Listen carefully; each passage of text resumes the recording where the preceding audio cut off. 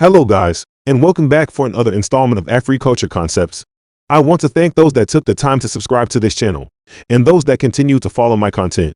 Your initiative to stay tuned to more accurate African-based content shows your deep passion for more accurate information about the history, prehistory, anthropological, and biodiversity of the African continent.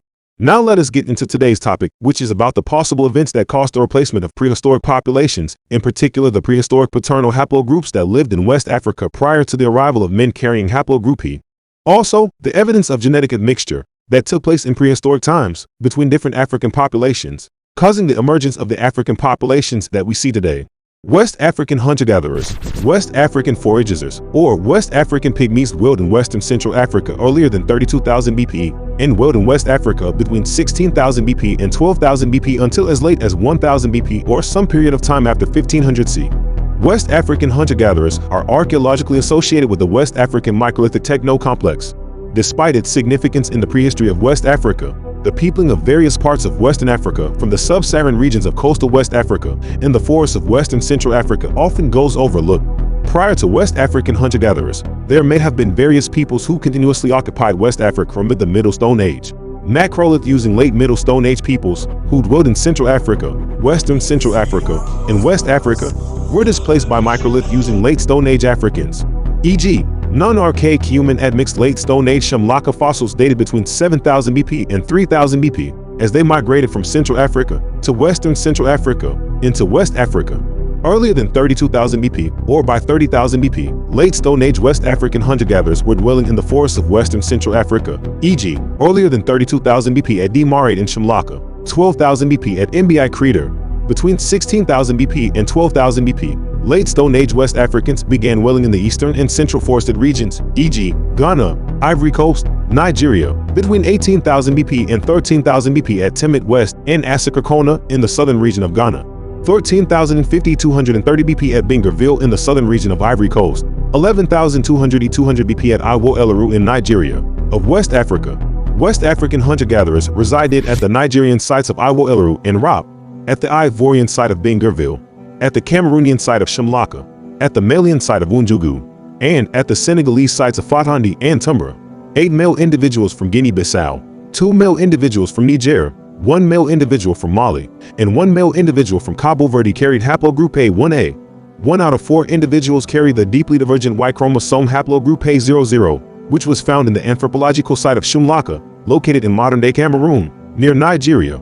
Anthropologists generated genome-wide DNA data from 4 children buried roughly 8,000 and 3,000 years ago at Shumlaka, Cameroon, one of the earliest archaeological sites within the probable homeland of Bantu languages. 1 individual carried the deeply divergent Y chromosome haplogroup A00, which is found today almost exclusively in the same region. However, all 4 individuals' genome-wide ancestry profiles are most similar to West Central African hunter-gatherers, implying that present-day populations in Western Cameroon, as well as Bantu speakers across the continent, are not descended substantially from the population represented by these 4 people. We infer an Africa-wide phylogeny that features widespread admixture and 3 prominent radiations, including 1 giving rise to at least 4 major lineages deep in the history of modern humans. However, all of these individuals' genome-wide ancestry profiles are most similar to West Central African hunter-gatherers, implying that present-day populations in Western Cameroon, as well as Bantu speakers across the continent, are not descended substantially from the population represented by these 4 people. Inferring an Africa-wide phylogeny that features widespread admixture and 3 prominent radiations, including 1 giving rise to at least 4 major lineages deep in the history of modern humans. The 2 most basal lineages of haplogroup A, A0 and A1, prior to the announcement of the discovery of haplogroup A00 in 2013, have been detected in West Africa, Northwest Africa, and Central Africa. That's because the current consensus of the scientific community concludes that the ancestor of this haplogroup, which is A0T, emerged in Northwest and Central Africa around 300,000 years ago. The facts that these prehistoric male populations have been spotted in the Cameroonian regions and limited to this region of West Africa is indicative of mass displacement by other paternal haplogroups that came into the region much later on in prehistory, leaving their female counterparts behind. Because much later, around 70,000 to 68,500 years ago, a man or a group of men emerged in Afrasia with paternal haplogroup DE. Over thousands of years, some of his descendants diverged from each other, some moved deeper into Asia, and the rest of them, along with their uncles, chose to stay in East Africa, and later on moved further west across the Sahel. EV38 which is the descendant of EP2, but the father or ancestor of BM2, the predominant paternal haplogroup of modern West African and Sub-Saharan, East African, Southern African men, and DM329, the predominant paternal haplogroup of modern Northeast African men, diverged from each other at some point, most likely around the ancestral stage of BP2, or somewhere in between. One clade of them moving further west into the southern Central Sahara region of North Africa, and the other along the North African coastal regions. According to Wood et al. 2005 and Rose et al. 2007, such population movements changed the pre-existing population-wide chromosomal diversity in Central, Southern, and Southeastern Africa, replacing the previous haplogroup frequencies in these areas with the now dominant T1b101 lineages. Traces of earlier inhabitants, however, can be observed today in these regions by the presence of the Y-DNA haplogroups A1A, A1B, A2, A3, and BM60 that are common in certain populations, such as the Mbuti and Khoisan. Schreiner et al. 2018 similarly suggests that haplogroup P1B1 of E38 migrated across the Green Sahara from east to west around 19,000 years ago, where E1B101M2 may have subsequently originated in West Africa or Central Africa. Schreiner et al. 2018 also traces this migration by a sickle cell mutation, which likely originated during the Green Sahara period. Migration of Saharan peoples south of the Sahelian region resulted in seasonal interaction and gradual absorption of West African hunter-gatherers, who primarily dwelt in the savannas and forests of West Africa. After having persisted as late as 1000 BP, or some period of time after 1500 C, remaining West African hunter-gatherers, many of whom dwelt in the forest savanna region, were ultimately acculturated and admixed into larger groups of West African agriculturalists, akin to the migratory Bantu-speaking agriculturalists and their encounters with Central African hunter-gatherers. By 4000 BP, interaction between Saharan occupants and Sub-Saharan West African hunter-gatherers increased as Saharan occupants increasingly migrated southward into Sub-Saharan West Africa.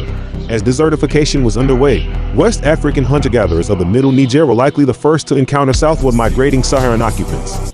Increased interaction may have resulted in the adoption of pottery and polished stone production, which subsequently may have led to these cultural practices being forward diffused onto other West African hunter-gatherers. Additionally, pastoralism may have been adopted by some West African hunter-gatherers. As West African hunter-gatherers of the Middle Niger became increasingly acculturated and eventually admixed into more numerous, surrounding southward migrating Saharan occupants, some West African hunter-gatherers, further south, may have continued their hunting-gathering and or basic vegetable cultivation cultures. Eventually, even these socially organized West African hunter-gatherers were likely acculturated and admixed into the more numerous surrounding West Africans from the Sahara. Due to the rapid rates of fossil deterioration from prehistoric West African sites, it is nearly impossible to develop ideas of what may have caused those older paternal lineages to disappear besides being assimilated into the newer populations. Still, that would indicate a larger presence of modern West Africans that belongs to paternal haplogroups like A and B, leaving me to hypothesize the women which belong to mitochondrial haplogroup L0, L1, and L2 were most likely assimilated, and the men were either pushed towards other locations, died out because of disease and inability to hunt, or simply massacred by migrant pastoralist men carrying haplogroup E. Another thing that I would like to point out is that modern people carrying maternal haplogroups like L0, L1, and L2 possess the haplogroup of prehistoric West African hunter-gatherers that became assimilated with early Saharan African populations that migrated into Sub-Saharan Africa around 19,000 years ago, which is 14,000 years prior to the emergence of the Egyptian state. This completes this segment of Afri-Culture Concepts. I want to thank you all for tuning in, and I want you to remember that knowledge is power. Please like, share, and subscribe so you can help this type of content reach other YouTube algorithms and help this channel grow. Peace.